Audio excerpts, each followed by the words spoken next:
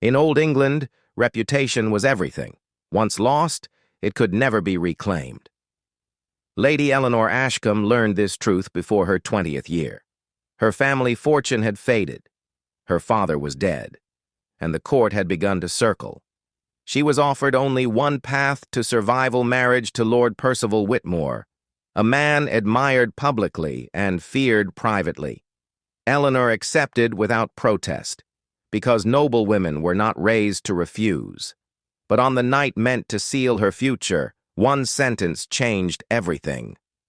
At the engagement dinner before nobles, witnesses, and allies, Whitmore questioned her virtue, not boldly, not openly, but just enough.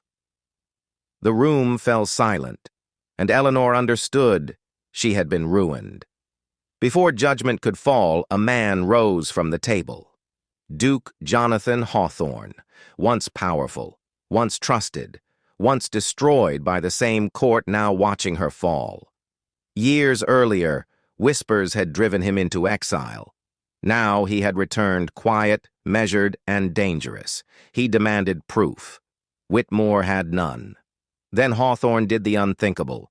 He claimed Eleanor under his protection, placing his restored honor directly in danger. The court was stunned.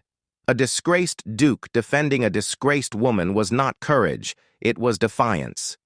Eleanor was taken to Ravenshollow, Hawthorne's ancestral estate. There, for the first time, she was safe, and for the first time, her silence became unbearable. Because Eleanor had loved him for years, loved him when he defended her father, loved him when he taught her to read, loved him even when he vanished from court.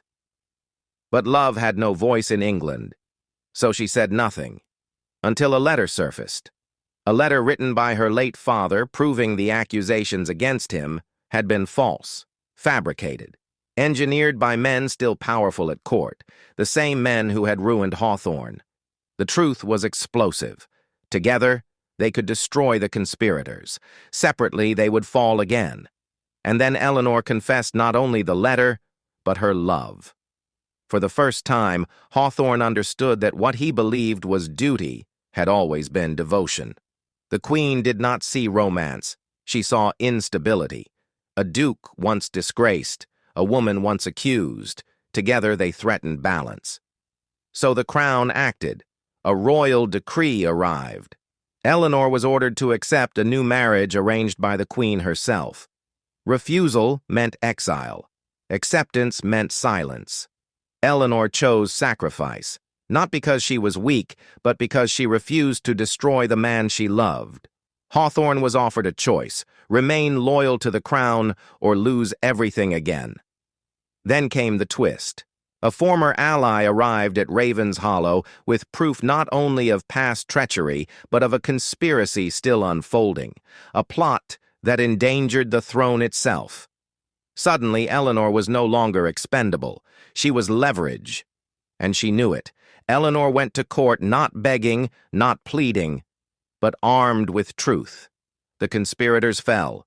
The queen was forced to listen. The balance of power shifted.